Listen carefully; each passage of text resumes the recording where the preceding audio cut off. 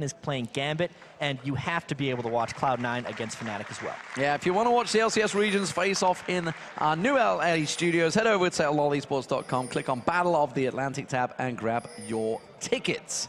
And, well, you guys all at home have seen how fantastic it is in the new European studios. Don't forget, there is a new North American studios, and if it's anything like it is here, it will be a fantastic environment for you guys to go and sit in. It is going to be very similar, I feel. Think of the Culver studios we had. It's going to be a similar setup to that, and it was a brilliant environment for the World Championships. But right now, we are into the game, and Ninjas in Pyjamas are the blue side, KMT as the red side.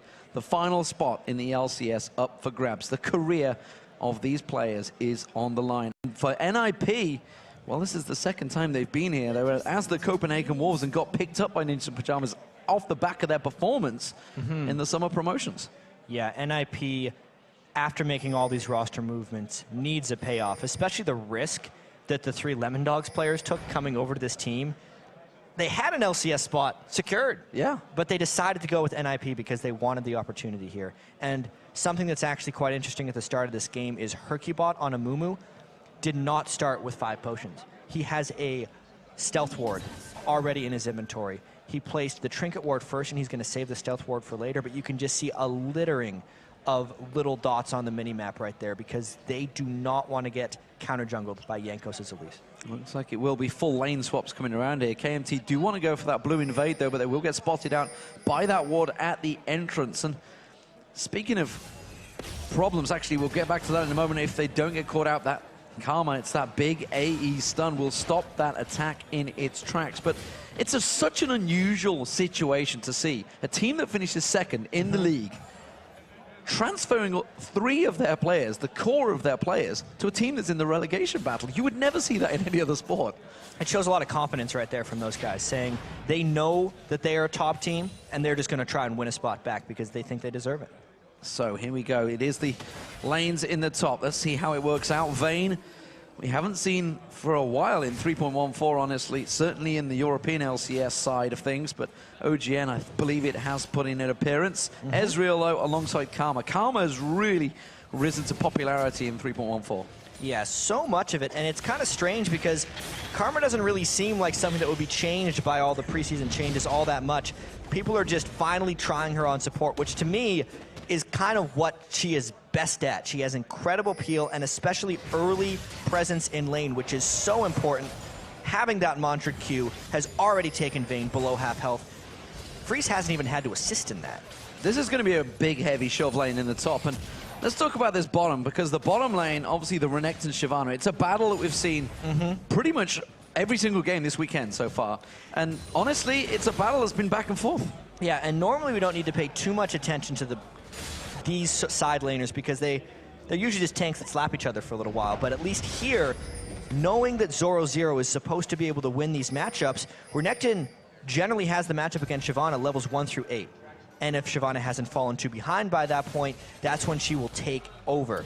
But maybe Zoro's a different breed of top laner. Maybe he is. This mid lane, of course, Nuke, who was prolific and sometimes a little overconfident in his plays. Certainly at the World Championships it showed, but he is up against Overpower, and Overpower's one of those champions that's pretty much played every position that I can think of through teams. The entire team has juggled its positions around. Salavar, Overpower, these guys have been around for a long time. They've played the top, they've played the jungle, and now they're playing the mid. And it's actually pretty interesting that Overpower is playing Kayle since he's played so many different positions. A champion who can play pretty much every position on the map. There's actually a Kayle player who posted on Reddit, Diamond 1, only Kayle, every position, AMA. Overpower obviously is playing, this is how you do it mid against Nuke Duck. But I actually think NiP's laners are going to be a little bit cautious early, only because I don't expect too much early presence from Hercubot, and they have to fear Jankos' Elise just a little bit. Yeah, Elise has definitely been a very strong champion in 3.14 so far. Evelyn was available, if I recall, and wasn't picked up there, so Hercubot choosing to go with Anamumu. It said he spoke to us a couple of days ago, and we knew that was in his champion pool, but I wasn't expecting him to pull it out in game 1. Maybe it was something they could have saved for later on. But remember, this is a best-of-5 series. Lots of games potentially could be happening here after we just saw TSM whitewash And don't forget, teams can come back. We saw it just last night. SK Gaming thought they were down and out against Super Hot Crew, but they turned it around and came back 3-2. Will we see the same tonight? Yeah, there's definitely a lot that can happen. It's so strange that we've had best of fives so often go to 5 games in these promotion tournaments. Pretty much half the time it seems to be happening. And it's the type of conservative laning we expected to see out of NiP thus far. And Jankos probably has to worry a bit about falling out of pace from Hercubots and Mumu right now. His laners haven't been able to take any advantages, despite no ganks coming out from a Mumu, and that'll hurt later if he doesn't make something happen soon. Miffy continuing to poke, keep them back with the mantra, just queuing them back, and so far they've not really been able to exert much pressure in that top lane. Selavar falling quite far behind in terms of farm against Freeze. Yeah, Selavar, as far as Vayne versus Ezreal goes, is a tough matchup for Vayne. And I also think the Karma support, at least right now, since they're not getting hit by Vander's thresh hooks, is letting them outpoke them. We saw just at the start of it, Mithy took Selavar incredibly low by himself with a couple of those Mantra and Karma Qs, and that will continue, especially seeing that Selavar hasn't went for an early Vamp Scepter like almost all Vaynes do, since you get extra lifesteal when you use Tumble and get the increased damage. Instead, he's gone for the health and the life on hit from Doran's, which has actually been reduced in the 2014 season to 3 for ranged champions. And it's actually a mix. Obviously, the Phage probably going to come out for Freeze first, it seems here, rather than going for that Sheen, which we often see. It seems he wants to get that health on him as quick as possible. We did see Yankov having a little peek in towards that top lane, but immediately with that ward there, the sweeper spotting it out. Yeah, there is a lot of caution coming out from NiP, and this is kind of according to their game plan. One interesting thing that I'm waiting to see right now, since we're about 7 minutes into the game, is whether Hercubot decides to take the blue buff when it comes out, even though Nukeduck is on mid as Orianna. I'm trending to think that he's going to want to take that blue buff on Amumu and continue farming, since Amumu's rather mana heavy in the jungle, and I know that Hercubot trends towards the Spirit of the Ancient Golem on Amumu, despite the mana concerns. That may or may not hurt the mid lane for Nukeduck if he has to play without a blue buff.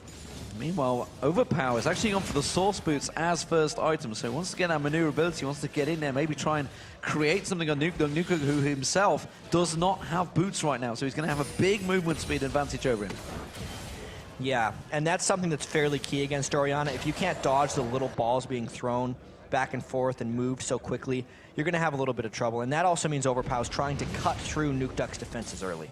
Well, we now seeing that blue buff started off. We'll see where the Nukeduck comes across. They did just spot out Jankos there. The hook, though, on towards Mithy. The Flay follows in there, but they're not too worried about it. The Mantra doesn't land, but Freeze doing defensive duties and keeping them at bay. Blue buff has been picked up by Hercubot. Yeah, and that actually shows that in the duo lane, Selavar and Vander are a little bit scared of what Freeze and Mithy can throw at them. The Karma has made her impact on that lane. They don't want to mess with her. Even though the hook landed, they really didn't think of an engagement. Well, Hercubot is a long way away from this one, and the Dragon Beat started off just the 2 members. The moment the presence of Nukeduck will potentially force them to back away. We see the 2 bottom lanes as well, making moving positions. Zazos versus Zoro, who has actually gone fairly evenly traded so far. Zazos does have that slight edge. Yep, there is definitely the Renekton taking his slight edge at the start, knowing that there have been almost no jungler interventions there. And surprisingly, Jankos has stayed pretty heavy on farm. He just hasn't been able to find ganks, though. Well, that speed boost from Nukeduck, just making sure, even though he hasn't got the boots, will just avoid that gank. It does mean they're going to get a little bit of a free time on towards that tower. And they've got to be careful because Kayle can put a lot of damage down on towers if given free time. And now Nukeduck also has to play down a blue buff in lane against Kayle, which means he's going to be getting shoved in fairly repetitively. NiP is going to lose a little bit of map pressure in return for Hercubot having more farming capabilities. Well, Zoro popping that ultimate to no effect because it went straight in towards the Dominus of Zaza. So back and forward, both have the ignites ready and waiting, but nobody really going for it. And that's actually a really common play by Shyvana's in the laning phase is to just ult, clear a wave really quickly, and then go back and shop. They were both just sitting on Doran shields, and if he hadn't ulted, Xaxus would have kind of just been more powerful than him on Renekton until that moment. Ulted, cleared the wave, now he gets to buy. He actually kept up with Farm as well, so they're up to level 8. They were both at 82 apiece when they backed. Obviously, slight advantage for Xaxus. He stuck around a little bit longer. Jankos coming down towards this bottom lane, but immediately was spotted out by Ward in that river, so very cautious play. 10 minutes gone, no kills. And this is NiP's game plan, I think. Even though the gold is still rather close, NiP is not panicking here. When they pick the heavy area of effect team with an Amumu jungle, they are not expected to make an early impact. When we actually just saw the new Lemondogs roster try a similar composition against TSM, TSM absolutely obliterated them in the early game because that is when the composition is at its weakest point. And NiP is actually coming out of this with a very minimal gold lead. So you have to think that they're winning at this point. Well, top laners are going for the Sunfire Capes. Meanwhile, the AD carries, we can see, looks like it's going to be Bloodthirster first for Salavar. Going to be trying to get that one out there. He has got that Vampiric Scepter finally into his build. Meanwhile, Sheen almost completed along with that Phage for Freeze on the AD carry. Let's have a look at the supports because we've been keeping our eye on these. They've actually gone pretty standard though. You can see the Sightstone, the coin in there, the talismans being built up. Fairly standard stuff, and also Dragon being started off. Yeah, and they're actually catching KMT in a lane swap right now. I'm not sure exactly if they lucked into this one, but securing the first Dragon is a very great thing for NiP. You can see Renekton was running top, as well as Salavar had just went back to base, so NiP beat him to the punch there. Yeah. But to get back to your supports, they've both upgraded their coin to a No Man's Medallion, which is what I would suggest for most people because it increases the gold you get from minions. It actually doubles it the first time you upgrade it. And them both getting that, since it is a farm-heavy game, is important for both of their gold flows.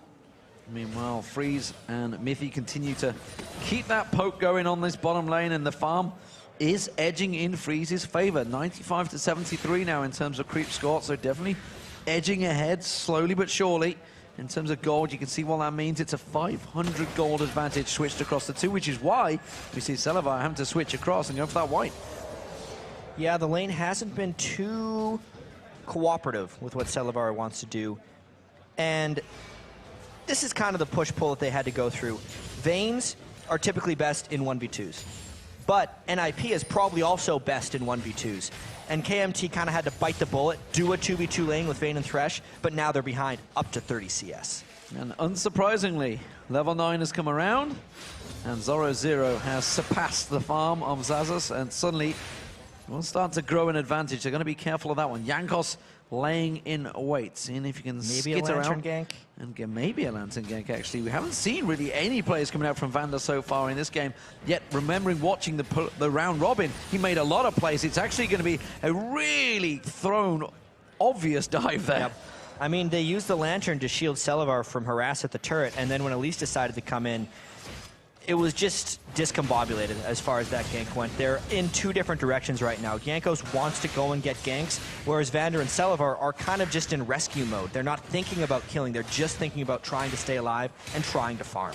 And in terms of farm, they are actually behind in every single lane now. You see the mid lane, it says Nuke Duck sneaking ahead of Overpower while he picks up this red buff. The top lane, well, Zoro Zero is starting to claw ahead an advantage here.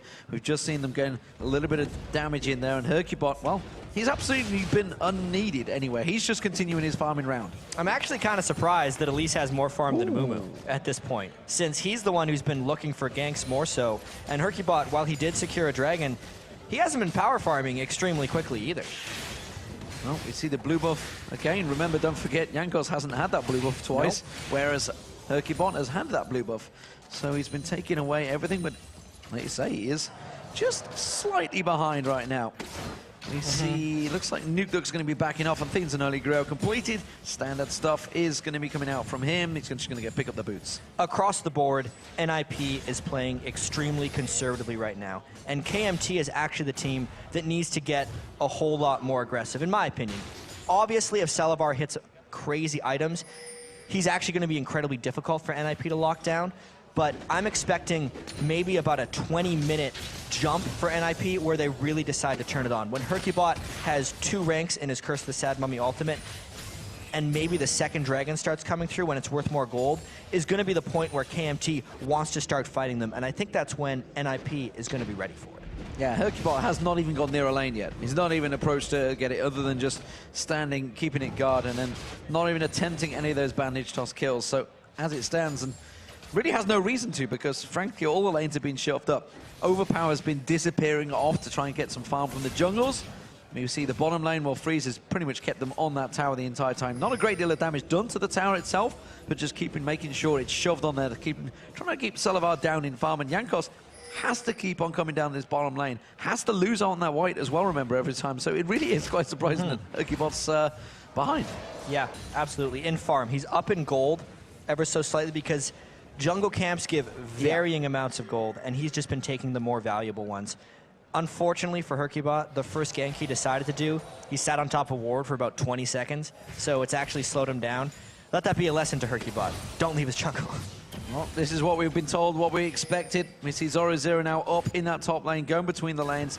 Doesn't really care, sorry, between the two towers. Has warded out heavily that top half of the jungle, so he knows exactly. He's got full cover, and he's just going to start trying to exert some dominance on him. Hercubot, though, caught out with the cocoon, the hook. Very nicely brought in there. Could it have to use the sad mommy, but it's not going to be enough. Tries to turn it back around. He does go down, but it's first blood picked up by Mithy. Meanwhile, that leash is going to catch in towards him. The slow comes in, forces the flash out of Jankos, but it was just a jungler for support. And the blue buff went to Selavar. That, unfortunately for Vayne can't use the blue buff very well, but that was the first real engagement. We waited 16 minutes for that one, and honestly, we haven't actually learned much because it just was the one-for-one trade, and now they're back to farming.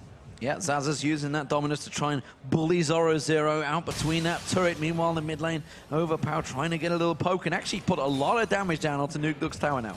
Yeah, Nukeduck's going to be in a little bit of danger. That's the accumulated effect of missing out on 2 blue buffs, because Overpower has been able to shove to the turret as quickly as possible and get small amounts of damage each time. To Nukeduck's credit, he has farmed pretty much every minion that makes it to his turret perfectly, but he might lose that turret later.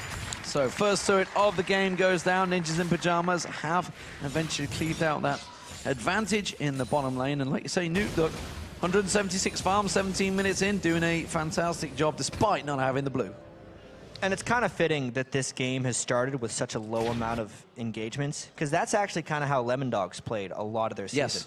Nukeduck, Zoro, they're very used to sitting in lane and farming for extremely long periods of time. And Hercubot loves to play farm junglers, even if he didn't have the luxury of doing it all the time on SK Gaming. Very patient play from this team. There's Ezreal?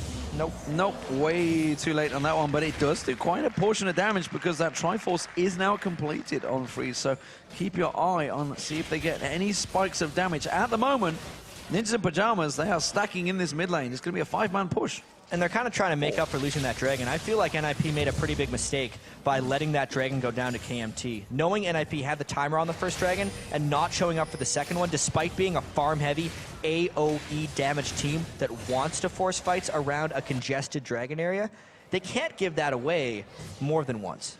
Well, as Dyrus said before, it was a great 4v4 game, and so far it's going that way in this one. Zazas and Zoro keeping the pressure in this top lane, continuing to go. Ward gets placed down there, and now Zoro, he's off between the lanes once again, between farming the two turrets, but the hook actually landed on Freeze. Good hook, but unfortunately for him, it was an Ezreal he hooked in, who quickly arcane shifted. And there's going to be a bit of a standoff here until they can catch some type of advantageous fight. The 4v4 game and the 1v1 game are both slowly trending towards NiP. Zoro on Shyvana does outscale Zazus on Renekton, so the longer he can just be in this standstill, the better it is for NiP as a whole. Yeah, and he's just bullying him just outside of tower range. Quite happy to keep trading, hitting that W, keeping that burn going. Blue buff once again going across the Hercubot, keeping that. Not once has Nukeduck had it. If he's going to have it, he's going to have to go for an invade. There's not too much that NiP needs to do right now. What KMT needs to do is make something happen, because at this point, Zoro is living in that top sector of the map. Zazus can't get rid of him. And while we've already lost a turret, and they need to maybe get some turret back in the mid lane. Yeah, we see it as what, a 20 CS advantage, but it's actually nearly a 500 gold advantage between the two in that top lane, because Zoro keeps going up there, keeps taking those golems. Almost reminiscent of Darien back in the IAM Kiev days. But the blue buff, red buff, sorry, will be picked up by Freeze, so we'll see whether he starts to make those plays. You can see he's actually been caught up now in terms of gold because of that difference. Remember, he had a 500 gold advantage over Selavar at one point. That's been whittled back down to 100. Yeah, I mean, it's just been a lot of farming. Ever since the bottom lane turret went down when Freeze and Mithy pushed it down, Selavar's been able to just catch up a little bit. You can see they're grouping up a bit more now and trying to get something back, but they honestly just keep running in to Hercubot, who may be in the right place when they go down. Yeah, they were ready and waiting for that one. Overpower was making his way down south, but Nukeduck was tracking him, as he should. We haven't seen a singular shockwave attempt coming out from Nukeduck yet. 20 minutes gone into this game. Well, when he uses it, it's going to count. He's saving it. It's going to be big. He's saving it until he needs it. And he doesn't need it right now. Because Kale can't get the turret, the wave to his turret nearly as effectively as he could before. And he's able to easily keep it back with his Orianna now that he's leveled up. Oh, maybe a gank. Maybe they will go for the gank. Zoro in all sorts of trouble trying to use that ultimate, but he can just get repelled across. He does flash through, doesn't aggro the Baron, which actually...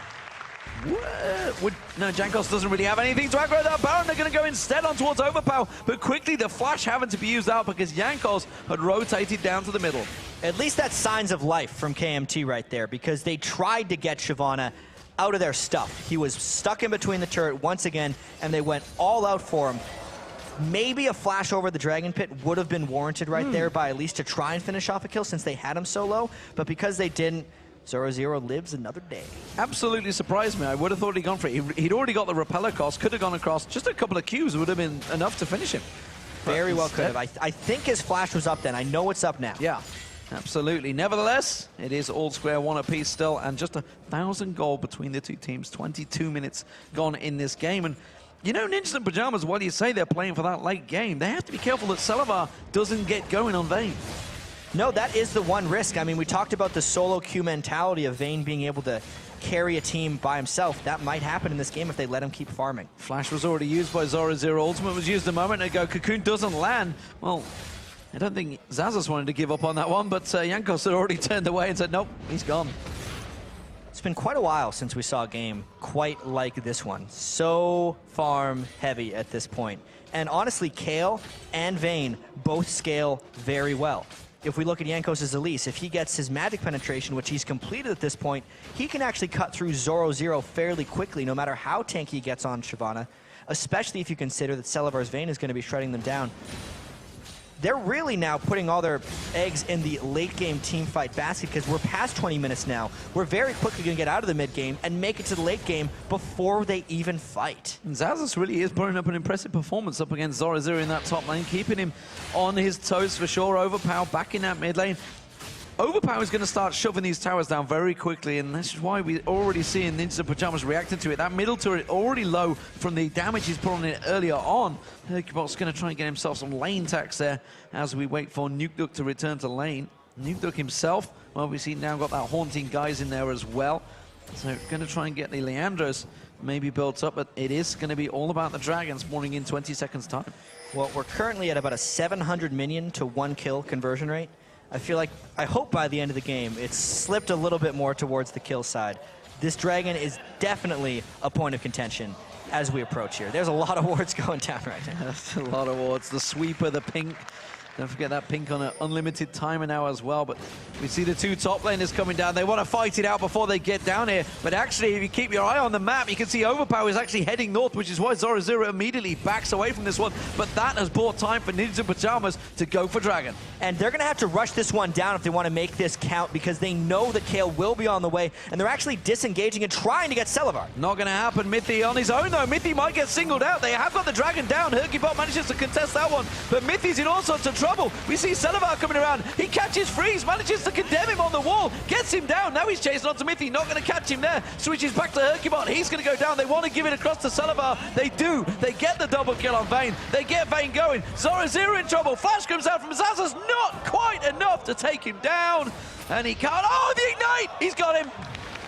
All told, it was 3 kills for KMT, and they had a very split fight. Very rarely do you see the collapse from both sides pay off in a kill, and they want more. They tried to go for the hook. The flash comes out from Nuke. Another summoner spell burn, and that is another tower going down. KMT are turning it on. Well, we knew that this Dragon fight was going to have a very large impact on the rest of this game. It just didn't seem like it would go to NiP. And what happened is they managed to, even though they landed the 3-mana Mumu ult, the Orianna ultimate missed during that fight, and KMT was split enough. Celaver got to take out one person at a time and just collapsed in around the sides of the team. And KMT have systematically taken all 3 outer turrets at once. The top one was about to go down, and just like that, all off the back of that one singular Dragon fight, they have taken all 3 outer turrets, and you can see the gold advantage now in KMT's favor. Yeah, KMT took a lot from that fight, especially because the 3 kills went on to Vayne, and also the fact that Zazuz did get that 1 kill on Renekton.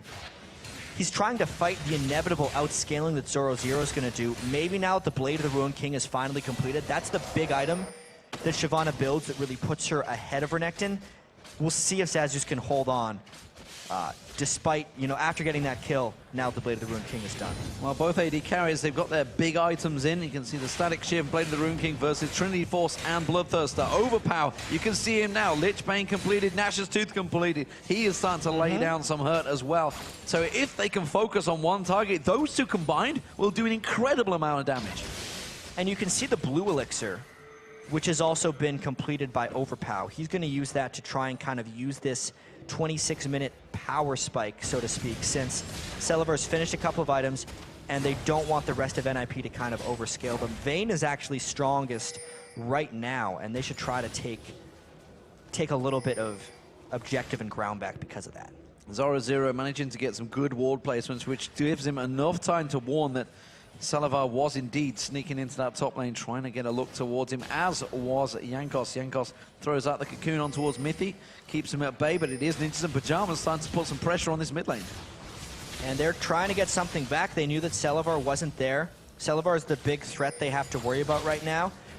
But maybe this passive playstyle that NiP had and that they've taken from Lemon Dogs, it could be hurting them a little bit right here. They've fallen behind in gold. I mean, they weren't necessarily the team to mount big comebacks. They either won slowly or they lost slowly. A lot of times they didn't know how to make big plays. It's a harsh way of framing it, but that is exactly what used to happen. And often they did win against the odds. As it is, they've come into this one overwhelming favorites. And if you look back to, say, Lemon Dog's performance at the World Championships, it was far from overwhelming, and we have basically the meat of that team. Other than Tabs not being here, as well as the jungle, we pretty much have the Lemon Dogs, the heart and soul of it. Dexter, of course, was the other member, but overall, maybe they're just having a little bit of a hang-up from that, a little bit of a hang-up from IAM Cologne, because there they didn't perform, and here, seems the pressure may have got to them. I mean, maybe the extended hangover. I know Mithy, who everyone refers to as the brain and strategy caller, he doesn't like that title. He makes no jokes about it. No, he doesn't mind about it, but the rest of the team don't like it. Yeah, the team actually does seem like they're very collaborative right now, but you kind of need a little bit more of that when you're trying to make something happen. They're going to get the slowdown on Zoro Zero. Has he got the damage overpower? Because Zoro Zero has got his ultimate, should he need it, to just pounce away from this one instead. He will continue that farm, and of course with the support of Freeze heading on down to the bottom lane, who is actually, by the way, trying to take away some of Hercubot's jungle. He won't like that. Yeah, well, they got to start sharing at this point because they've lost a couple of their outer turrets, and the jungle is almost fair game to anyone at this point. You can see the tank build coming out from Hercubot. He's trying to really tank up, but he hasn't outpaced Elise on the other side hardly at all.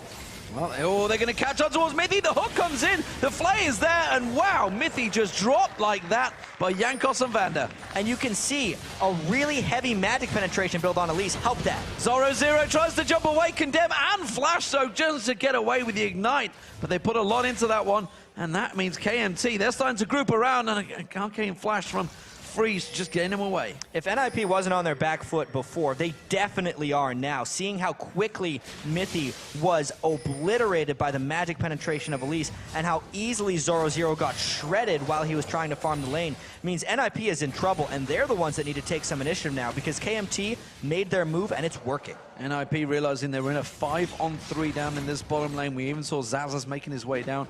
They have reacted in time to clear out that wave. KMT look to be backing away from this one. They've left Selavar down there to keep that farm going, though.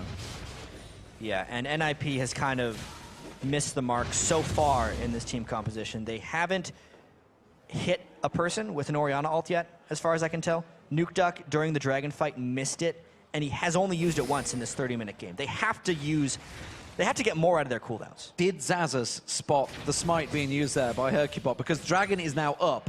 There's no smite available. It's on half the cooldown timer still. KMT going to get that one. Whether he spotted the smite or not, it's a KMT Dragon to take. Because Zoro is trying to split push right now on Shyvana, and the rest of the team was back in the base, basically hiding from KMT. KMT are the driving force right now. The Polish team, can they get themselves a team back in there? Meteor Makers have been knocked out in day one of the promotion series. Can KMT replace them? Give the Polish a presence in the LCS. Right now, though, Zoro, we've been talking about him, we've been bigging him up so much, but honestly, it's Zazas that's been playing fantastic in his top lane on Renekton. Yeah, he's definitely been holding his own, but those are some gargantuan farm numbers. And if anyone actually shuts down Zoro later, I don't think it's going to be Zazius, it's going to be Vayne and Kale. Zazius, what he has to do is not lose to Zoro right now and be able to set up kills for the rest of the team if he comes through. We're seeing a potential 2v2 in this top lane as these two duel. We do see Overpower and Nukeduck coming around the side there. Overpower did finally spot out that Nukeduck was there and they back away. But looking in the bottom, Selavar continuing to drive home on towards that tower. They're going to have to react to him.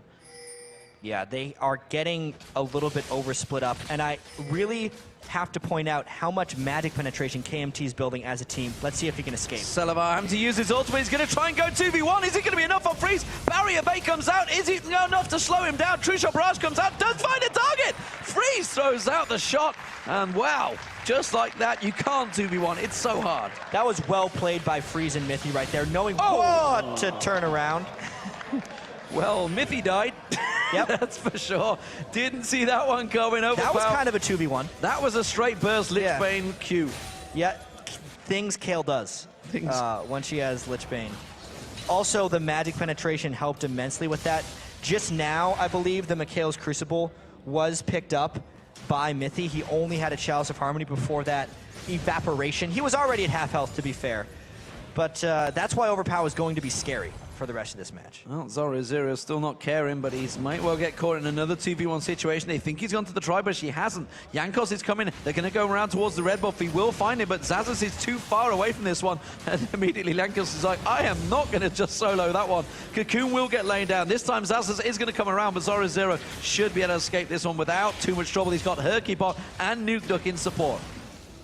And we're also seeing these builds progress farther and farther towards max items. The more they kind of see each other in the jungle, don't find kills. Keep in mind, we're 33 minutes into this game with only 8 kills across the board. You almost never see a 333 CS top laner that hasn't gotten a kill or an assist. You either can't farm that much because the game is over, or you've actually gotten involved because your team is winning. It's this very strange game we have right now, D-Man. He's definitely playing his own game, that's for sure, in that top lane, as Dyrus also alluded to.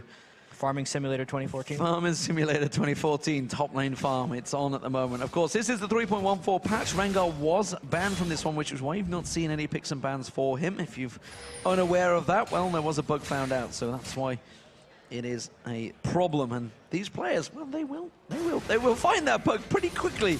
And I wouldn't say they'd exploit it, but they certainly would go for it. But at the moment, it's going to be the banish shots thrown out, not going to land on towards Vanda. And finally, Ninjas and Pyjamas do get that middle turret down. So now it's all 3 outer turrets down. Zoro, a little bit of poke back on towards Zazas. They did have a number of members of KMT closing in and around him, and immediately backs away. It was a nice move by NiP to make that turret happen because they knew that Selavar's Vayne was in a different part of the map, and they knew that Zazius was getting messed up. They finally did finish off those creeps. Yeah, it was a little sad. It's a little sad.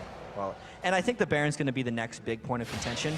I think KMT definitely has more ability to kind of sweep out that area and claim it as their own. You can see there's 2 sweepers on both sides right now. Oftentimes, near the end of the game, more people will get rid of their warding totems and then get the sweeping totems because they're trying to take map control back.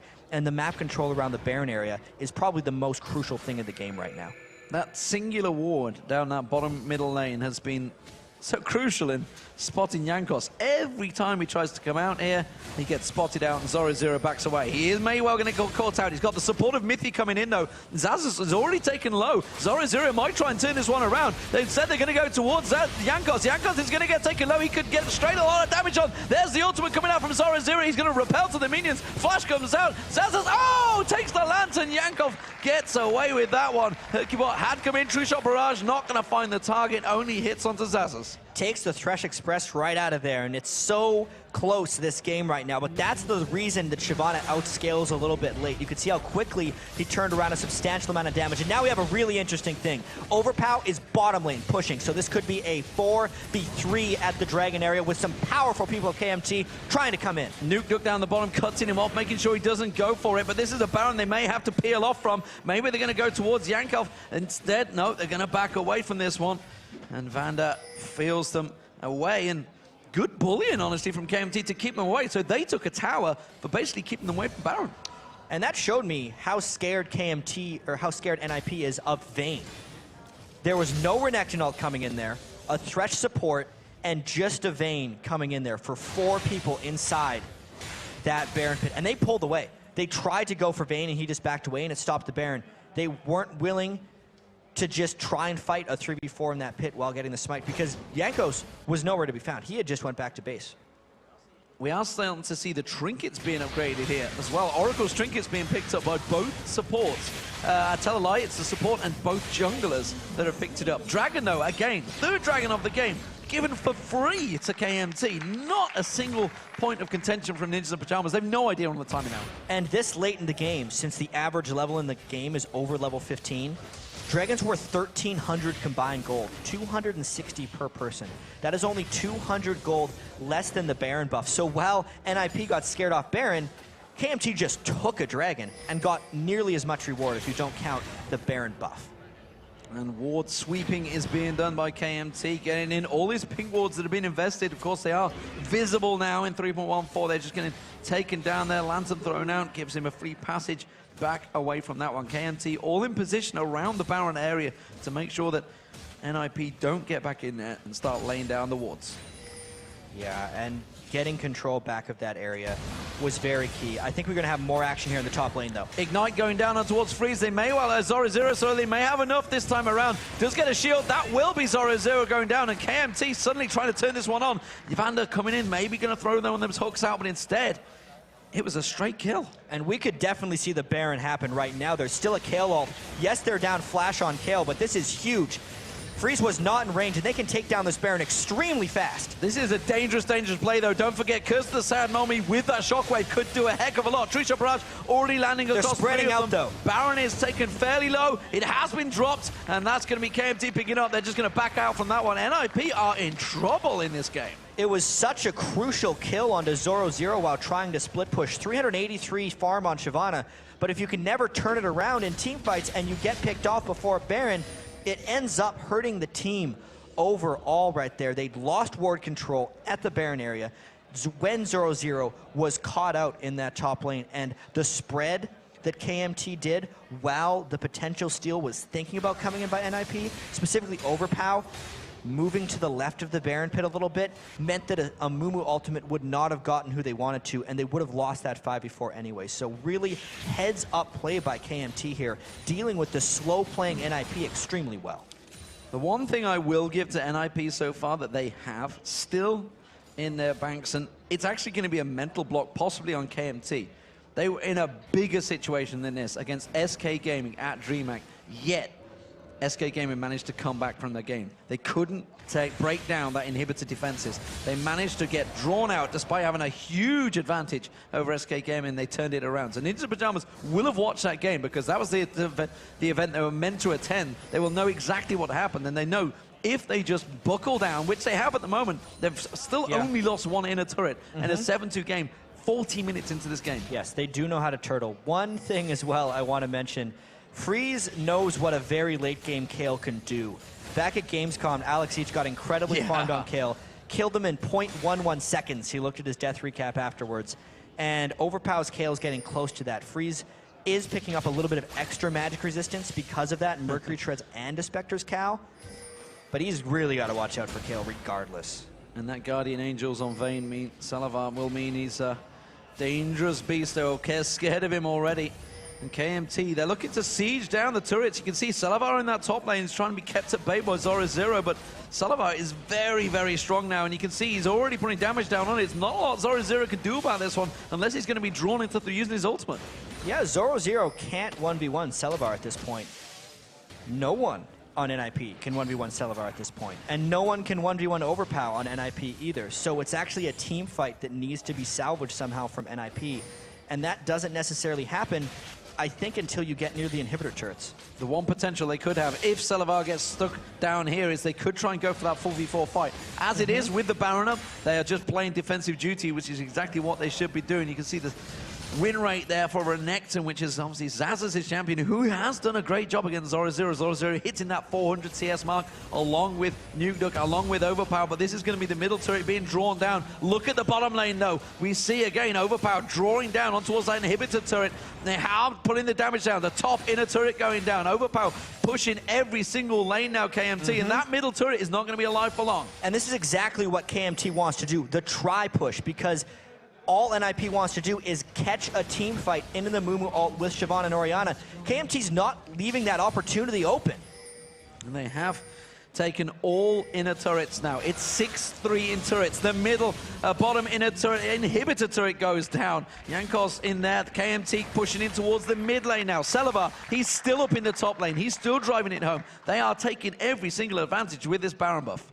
And they've been out for a while. That's why once they get one inhibitor turret, they say, all right, job well done, everyone. They have to go back to base. There was 3,000 unspent gold on Overpow when he went for that. So I feel like he might just go for a Guardian Angel as his last item. He's thinking about what to buy, though, with this last check. That's Deathfire Grasp as his last item on Kayle. So if he wasn't going to one-shot someone before, he will now with a 703 ability power Kayle. There's only 9 kills so far, 42 minutes into this game, but I feel the next fight will almost certainly turn it and maybe even bring the victory to KMT if it were to happen. Baron buff is just about to run out, so that will be available in around about 2-3 minutes time. We see the Dragon is going to be spawning. It's going to be KMT picking up their 4th of the game without any contestation again from Ninjas in Pyjamas.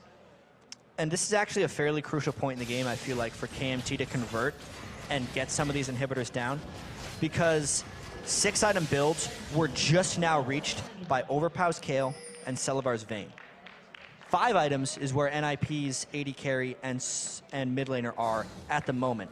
When there's 10,000 more gold on NiP, that 10,000 gold lead won't actually be a gold lead. So KMT, this is kind of their last chance to take advantage of a gold lead if they don't just want it to be 6 items for 6 items. Yeah, before the superpowers meet and collide, as it were.